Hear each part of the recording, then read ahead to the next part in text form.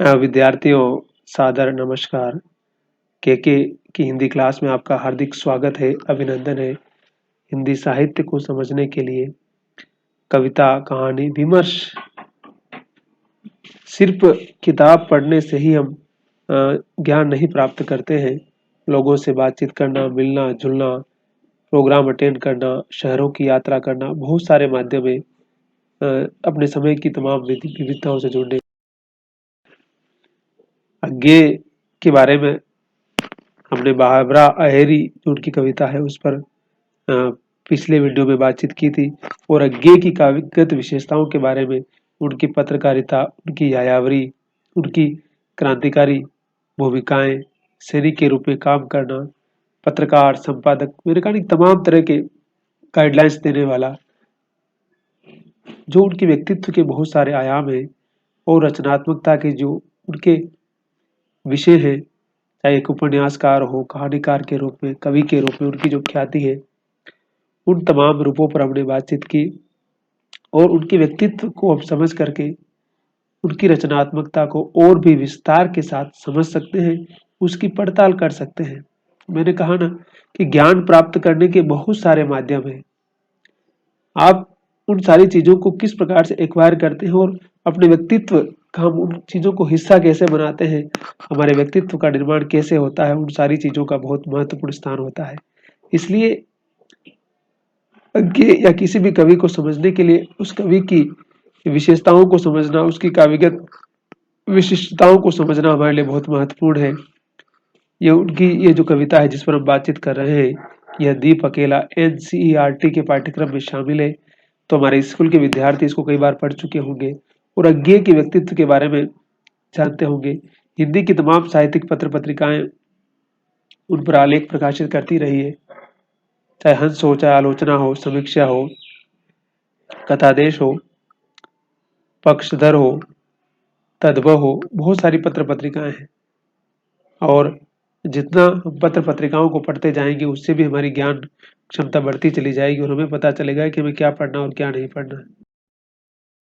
तो इस कविता में यह दीप अकेला, यानी व्यक्ति हमेशा अकेला होता है।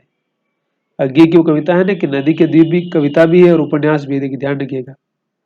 नदी के द्वीप के नाम से उन्होंने उपन्यास लिखा है, बहुत फेमस है उनका उपन्यास, अगर आप चाहें तो पढ़ सकते हैं, बड़ा इंटरेस्टिंग उपन्यास है। और उसके नाम से कविता भी लिखी उन्होंने। वो व्यक्ति और समाज के द्वंद्व की हमेशा बातचीत करते हैं और व्यक्ति की स्वतंत्र सत्ता या व्यक्ति का जो अस्तित्व है वो कितना महत्वपूर्ण है, व्यक्ति भीड़ से अलग कैसे हो सकता है और समाज में अपनी पहचान कैसे बना सकता है। शायद यही उनकी कविता, उनकी कहानियों और उनके लेखन में बार बार आता है और वो इसलिए नई नई राहों के अन्वेषी और स्वतंत्रता के प्रयोग करने वाले रचनाकार के रूप में उन्हें जाना जाता है, समझा जाता है। हमारे गुरुवर नंद किशोर आचार्य उनके साथ बहुत रहे और वो बहुत सारे संस्मरण सुनाते हैं। उन्होंने अज्ञे पर पुस्तकें भी लिखी और अज्ञे के व्यक्तित्व की, उनके काव्यगत वैशिष्ट को बहुत ही परिमार्जित तरीके से बताते रहते हैं बार बार। यूट्यूब में जाएंगे, नंद किशोर आचार्य नाम से आप सर्च करेंगे तो उनकी कविताएं, उनके व्याख्यान, बहुत सारी चीजें आप सुन सकते हैं। 80 वर्ष की उम्र पार कर रहे हैं लेकिन अभी भी सक्रिय हैं। तमाम विषयों में लिखा उन्होंने भी, कविता, कहानी, उपन्यास, नाटक, नाटककार के रूप में उनका बहुत महत्वपूर्ण नाम है। और इत्तेफाक की बात है कि गांधी जी के विचारों से बहुत प्रभावित होने के कारण उनकी साहित्य की आलोचना में वो सारी चीजें मिलती हैं। अब मैं कविता पर बातचीत करूंगा। ये दीप अकेला स्नेह भरा, कह कि जो अकेला दीप है, दीप क्या होता है, जलता है किस तरह से अकेला और सब तरफ प्रकाश करता है, उसी प्रकार से जो प्रकाशवान व्यक्ति होता है, जो सहृदय इंसान होता है, वो हमेशा अपने अच्छे विचारों को सब तरफ फैलाता रहता है। ये गर्व भरा मदमाता, बोला कि गर्व से भरा हुआ है, मदमस्त है, पर इसको भी पंक्ति को दे दो। लेकिन वो भी क्या है, पंक्ति की तरह, वो भी उसका भी एक क्रमबद्ध तरीका है, उसका भी एक क्रम है अपना। ये जन है गाता गीत जिन्हें फिर और कौन गाएगा, यानी कि जन है, जो इंसान है, वो दीपक यहाँ पर किसका, जन का ही प्रतीक है। तो कह रहे हैं कि ये जो जन है जो बार बार गीत गाता है और फिर और जन के, किसके, आम आदमी के गीत गाता है, उसके संघर्ष के गीत गाता है, उसके संघर्ष की बातें करता है और पनडुब्बा ये मोती सच्चे फिर खून करती लाएगा। यानी जिस प्रकार से पनडुब्बी पानी में चलती है, तो उसी प्रकार से वो बता रहे हैं कि ये भी पनडुब्बा है, पानी में डूबा हुआ है, वो गहरे डूबा हुआ है और ये सच्चे मोती ला सकता है, सच्ची कृतियों का निर्माण कर सकता है। यानी जिस रचनाकार के पास, जिस मनुष्य के पास जीवन के सच्चे अनुभव होते हैं, वही तो उन सारी अनुभूतियों के माध्यम से सच्ची कृति का निर्माण करता है, कलाकृति का निर्माण करता है। चाहे वो पेंटिंग हो, चाहे वो उपन्यास हो, चाहे कहानी हो, चाहे कोई भी कृति हो सकती हो, चाहे वो फिल्म हो। हम मोनालिसा की जो पेंटिंग है उसकी बार बार बात क्यों करते हैं, या कामाख्यान के मंदिरों की बात क्यों करते हैं? कुछ तो उसके अंदर कलात्मकता होगी जिसका प्रभाव आज तक हम देख सकते। ये उस बात को बता रहे हैं कि जो पूरा डूबा होगा वही, कबीर भी कहते हैं जो जो डूबा है वही पार है। कबीर ने भी कहा ना कि जो डूबा सो पार है, यानी जो ऊपर ऊपर तैर रहा है वो कुछ भी हासिल नहीं कर पाएगा। जो अंदर गहराई में जाएगा ना, वही मोती लेके आएगा। यह संविधा ऐसी आग हठीला बिरला सुलगाएगा। संविधा मैंने कहा ना कि दूसरी कवि किसी अन्य कविता में भी अज्ञान इस्तेमाल किया इसका, उसमें शायद असाध्य वीणा में। संविधा यानी कि यज्ञ जब करते हैं ना आप, तो उसमें जो लकड़ी डाली जाती है, यानी बहुत ही महत्वपूर्ण चीज है, क्वालिटी वाली चीज है। तो जिस प्रकार से संविधा यज्ञ को महत्वपूर्ण बनाती है, वैसे ही आपकी जो गहरी प्रतिभा है, बैठने की क्षमता है, आपको महत्वपूर्ण बनाती है। और यह संविधा ऐसी आग हठीला बिरला सुलगाएगा। वो कह रहा है कि ऐसी आग है ना, जो हट करने वाला होगा, जो बिरला होगा, वही जो एक्स्ट्रा ऑर्डिनरी होगा, वही ये काम कर सकता है। यह अद्वितीय, यह मेरा, यह बहुत ही महत्वपूर्ण, ये मेरा है, यह मैं स्वयं विसर्जित, मतलब जो अपने आप को पूरी तरह से समर्पित कर सकता है। मैंने कहा ना कि असाध्य वीणा में भी वो जो वज्रपाणी वो अपने आप को समर्पित करता है, उसके बाद वीणा बजाता है ना। किसी भी चीज को हासिल करने के लिए अपने आप को पूरी तरह से समर्पित करना होता है, तभी ज्ञान के रास्ते खुलते हैं। यह दीप अकेला स्नेह भरा, यह दीपक जो अकेला है और स्नेह से भरा हुआ है, ये गर्व भरा और मधमाता, इसको भी पंक्ति को दे दो, इसको भी एक पंक्ति में दे दो। यह मधु है, इसके अंदर बहुत मिठास है। शुभ काल की बोना का युग संचय, यानी कि जो काल समय की जो बोना है, जो मतलब बोन अभिव्यक्ति है, उसका एक सार है। यह घोरस जीवन कामधेनु का अमृत पुतपा है, घोरस दूध की तरह है, बहुत ही पवित्र है। और कामधेनु, जो कामधेनु जो कहा था, जो गाय हुआ, देवताओं की गाय होती थी, कहा जाता है कि जिससे उससे जो मांगो सब कुछ दे देती थी। और अमृत अमृत के समान पूत देने वाली, अमृत के समान संतान पैदा करने वाली है। यह अंकुर फोड़ धरा को रवि को तकता निर्भय। यह अंकुर यानी कि जिस प्रकार से बीज को मिट्टी में डालते हैं, कैसे अंकुर फूट के निकलता है बाहर, तो वैसे ही बता रहे कि ये भी उस धरती को फोड़ कर अंकुर निकलता है और रवि को किस प्रकार से तकता है कि सूर्य के प्रकाश से वापस वो खिलता है और फिर बड़ा होता है। तो प्रकृति और मनुष्य का तो सदियों पुराना रिश्ता है। प्रकृति से ही मनुष्य का जीवन संभव हुआ है। बाकी सारी बातें, स्वर्ग की बातें, कल्पना की बातें, वो सारी बातें तो शास्त्रों के द्वारा घड़ी हुई बातें हैं, जिनका कोई आधार और बेस नहीं है। बाकी सर्वोत्तम सत्य प्रकृति और प्रकृति का जीवन है। और अज्ञे बार बार प्रकृति की तरफ लौटने की बात कहते हैं। प्रकृति के सौंदर्य को भरपूर जीने का जो उत्साह है, जो जीने का जो आनंद है, अज्ञे के जीवन में और उनकी कविताओं में हमें हर तरफ हर बार नजर आता है। यह प्रकृति स्वयंभू, यानी प्रकृति का है और स्वयंभू है, ब्रह्म भी है, अयुक्त भी है, इसको भी शक्ति को दे दो। और ये भी मतलब ये सब कुछ है, शक्ति है, स्वयं ब्रह्मा है, सारी शक्तियों का केंद्र में है। तो अज्ञे क्या कह रहे हैं कि ये दीपक अकेला है, स्नेह से भरा हुआ है और ये मधमाता है, इसको भी इसकी भी एक मतलब इसको भी करके सेट करो भाई व्यवस्था में, है ना। इसको इस प्रकार से आप भीड़ में मत खोने दो, भीड़ में खो जाएगा तो इसका अस्तित्व खत्म हो जाएगा, तो फिर ये कोई भी प्रभाव पैदा नहीं कर पाएगा। इसलिए अज्ञे उस दीपक के समान, उस अकेले जलने वाले और बाकी लोगों को प्रकाशित करने वाले या बाकी लोगों को समृद्ध करने वाले के बारे में संकेत कर रहे हैं। यह वह विश्वास नहीं जो अपनी लघुता में भी कांपा, यानी कि मतलब इसके पास इतना भरोसा है कि ये अपना अकेले होने पर भी डरा नहीं कि मैं अकेला हूं और सारी इतने बड़े अंधकार का सामना कैसे करूंगा।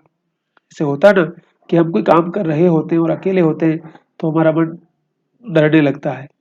तो कह रहे हैं कि ये लघुता है अपने छोटेपन में भी, कि मैं इतना छोटा दीपक हूँ और मुझे तो कोई भी बुझा सकता है, लेकिन बता रहे हैं ये कि इसने अपनी लघुता में भी अपने आत्मविश्वास को, अपनी शक्ति को हमेशा बरकरार रखा। लघुता यानी कि जो लघु मानव की बात कहते हैं ना, कि आम आदमी जो बहुत ही सामान्य इंसान है, जिसकी कोई पहुंच, पावर, शक्ति केंद्र में नहीं है कहीं पर भी, इसके पास बहुत ज्यादा पैसा, बहुत बड़ी पोस्ट, बहुत बड़ा पावर, ऐसा कुछ भी नहीं है, बहुत ही सामान्य है, रोज खाता है और रोज कमाता है।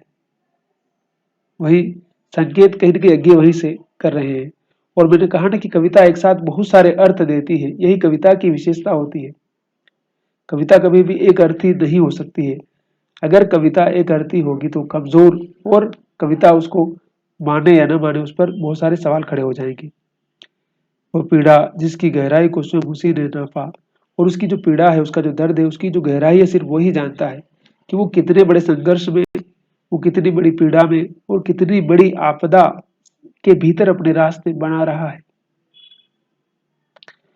गुस्सा, अपमान, अवज्ञा के धुंधुआते कड़वे तम में कभी उस लोग उसे घृणा करते हैं, कभी उसका अपमान करते हैं, कभी उसकी अवज्ञा करते हैं, कभी उसको परेशान करते हैं, लेकिन उन तमाम तरह के अंधकारों में, उन तमाम तरह की दूर दिशाओं में भी, तमाम तरह की परिस्थिति में भी वो कभी निराश नहीं हुआ। वह सदा द्रवित चिर जागरूक अनुरक्त नेत्र, वो हमेशा द्रवित राय उदार रहा, और हमेशा चीर यानी हमेशा के लिए जागरूक रहा, और अनुरक्त नेत्र, उसके नेत्र हमेशा सबके प्रति उदास रहे, या उसकी महत्ता, उसकी उलंब बाहु यह चिर अखंड अपनापा, जिज्ञासु प्रबुद्ध सदा श्रद्धामय, इसको भक्ति को दे दो, यह दीप अकेला स्नेह भरा, हे घर भरा मधमाता, पर इसको भी पंक्ति को दे दो, इसको भी पंक्ति को दे दो। वो क्या कह रहे हैं कि उलंब बाहु यानी कि लंबी लंबी बाहें हैं इसकी, और चिर अखंड यानी हमेशा के लिए, जैसे कहते हैं कि हमेशा रहने वाला इस धरती पर, अपनापा लेकर चलने वाला है ना। आत्मीयता का जो भाव है, जो आत्मीयता का जो एहसास है, आज के स्वार्थ के जमाने में कितना कम होता जा रहा है। हर कोई सिर्फ अपने स्वार्थ में मग्न है, किसी को दूसरे से कोई लेना देना नहीं है। अपने काम से काम रखना, जहाँ फायदा होगा वहीं पर लोग अपने रिलेशन बनाते हैं, वहीं पर जी हजूरी करते हैं, वहीं पर चमचागिरी करते हैं। बाकी जो वास्तविक दिल से जो रिश्ता होना चाहिए, दिल की जो अनुभूतियां होनी चाहिए, जैसे उसका कहीं कोई उल्लेख ही नहीं है। जिज्ञासु भी है, प्रबुद्ध यानी बुद्धिमान भी है, सदा श्रद्धा को से रहने वाला है, इसको भी भक्ति को दे दो, यानी भक्ति भाव से भरा पड़ा, इसलिए इसको उस धारा में रखो, इसको भी स्थान दो यहाँ पर। और स्थान देने का मतलब यही है कि दीप अकेला है और ये स्नेह से भरा हुआ है और गर्व से भरा है, और मतलब स्नेह से भरा रहना और गर्व से भरना मतलब कि जो स्वाभिमान के साथ जीना चाहता है, जो चमचागिरी और इस प्रकार की चीजों में यकीन नहीं करता है, इसको भी पंक्ति देने का मतलब है कि इसको भी हमारे समाज में, हमारे जीवन में स्थान देने की आवश्यकता है। यह हमने अंतरा जो अज्ञे की पुस्तक है उससे लिया है, और ये एनसीईआरटी 2022 की पुस्तक है, वहां से हमने इसको, एनसीईआरटी हमने कहा ना कि कविता एनसीईआरटी के पाठ्यक्रम में शामिल है, तो वहां से ही हमने इस कविता को उठाया है और आपको बताया है। और कहने का मतलब यही कि दीपक अकेला का मतलब क्या है कि जो अच्छे अच्छे भाव है, यानी कि हमारे समाज में जो सहृदय मनुष्य, जो बुद्धिमान है, ज्ञानवान है, उनका महत्व घटता जा रहा है, वो कहीं ना कहीं साइडलाइन होते जा रहे हैं। और जो चालाक है, जो धूर्त है, जो बेईमान है, जो हरामी है, वो जैसे मुख्य धारा का हिस्सा लगातार बनते जा रहे हैं। वही समाज की नियति, वही समाज की तमाम चीजों का निर्धारण करते जा रहे हैं। इसलिए अज्ञे इस दृष्टि से बता रहे हैं, और इस दृष्टिकोण के कहने का मतलब ये है कि समाज में अगर हम इस प्रकार की गुणवत्ता वाले मनुष्यों का सम्मान नहीं करेंगे, उनको स्थान नहीं देंगे, तो फिर समाज किस तरफ जाएगा, ये अपने आप में बहुत बड़ा सवाल है।